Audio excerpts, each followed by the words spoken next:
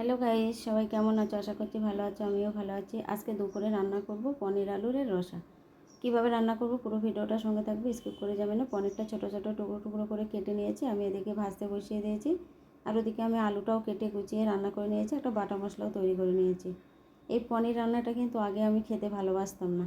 আগে আমার বাপের বাড়ি দুধের ব্যবসা ছিল, অনেক দুধ ছানা পনির বাড়িতে ছিল, তখন আমি এগুলো খেতেই পারতাম না। কিন্তু এখন আর বাড়িতে নেই, এখন এইগুলো খুব খেতে ভালোবাসি। আর নিরামিষ দিনে এমন একটা রেসিপি থাকলে কিন্তু আর কিছুই চাই না। পনিরের রসা কিন্তু রুটি, পরোটা কিংবা রুটি, ভাতের সঙ্গে সব কিছুর সঙ্গে কিন্তু যায়। আমি এইভাবে রান্না করে নেব। আর পনিরের তরকারিটা কিন্তু দুপুরবেলা ভাতের সঙ্গে খাওয়া হবে, রাত্রিবেলা একটু রুটির সঙ্গেই খাওয়া হবে।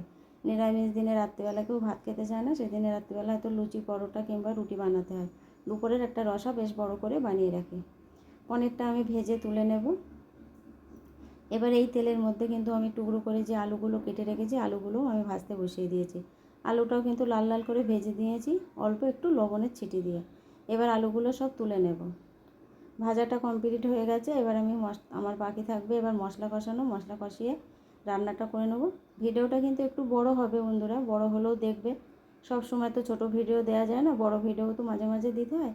এবার আমি তাওয়াটা নামিয়ে নিলাম। তাওয়ার মধ্যে একটু তেল ছিল, ওই তেলটা কড়ার মধ্যে দিয়ে এবার শুকনো লঙ্কা, তেজপাতা, পাঁচফোড়ন ফোড়ন দিয়ে আলুগুলো আবার তুলে দেবো।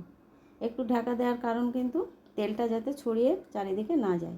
এবার বাটা মশলাটা দিয়েছি, দিয়ে একটু বাটি ধোয়া জল দিয়ে এখানে পরিমাণ মতো লবণ আর হলুদ দেবো। বাটা মশলায় ছিল আদা, জিরে, ধনে, কাঁচা পাকা লঙ্কা, একটু টমেটো আর দুটো কাজু দিয়ে একটু ঢাকা দিয়ে রেখেছিলাম। আলুগুলো কিন্তু সিদ্ধ হয়ে গেছে, আর এদিকে আমার মশলাটাও তেল ছেড়ে দিয়েছে। এবার একটু ভালো করে কষিয়ে নেব। কষিয়ে নিয়ে এবার এখানে আমি জল দিয়ে দেব। জলটা দিয়ে আলুটা কিন্তু সিদ্ধ হয়ে গেছে, বেশি সময় লাগবে না, অল্প একটু জল দিলাম। দিয়ে এবার এখানে আমি ফুটে গেলে ভেজে রাখা পনিরগুলো কিন্তু এবার আমি এর মধ্যে অ্যাড করব। তারপরে একটু ফুটে গেলে পনিরগুলো একটু সিদ্ধ হয়ে গেলে তারপরে নামিয়ে নেব। ঘি, গরম মশলা আর একটু মিষ্টি দেবো। মিষ্টিটা কিন্তু আমি এখানে আখের মিষ্টি ব্যবহার করছি, কেননা সবসময় চিনি খাওয়া ঠিক না, চিনি খাওয়া কিন্তু অনেক ক্ষতিকারক। ওই জন্য মিষ্টি যখন তরকারিতে খাবে একটু চিনির জায়গায় একটু আখের মিষ্টি ব্যবহার করবে। এই যে একটু আখের মিষ্টি দিয়ে দিলাম।